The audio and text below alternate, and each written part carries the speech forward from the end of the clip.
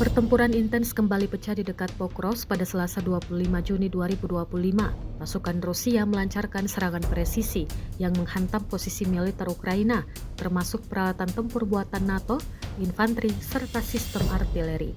Dalam rekaman yang beredar, terlihat momen dramatis saat drone peledak Rusia menghantam langsung kendaraan tempur lapis baja, titik tembak, serta posisi tentara Ukraina lainnya. Serangan tersebut menyebabkan ledakan besar dan membakar berbagai elemen penting pertahanan Ukraina dalam satu serangan terkoordinasi. Selain menghancurkan kendaraan dan artileri, infanteri Ukraina yang berada di area terbuka juga menjadi sasaran.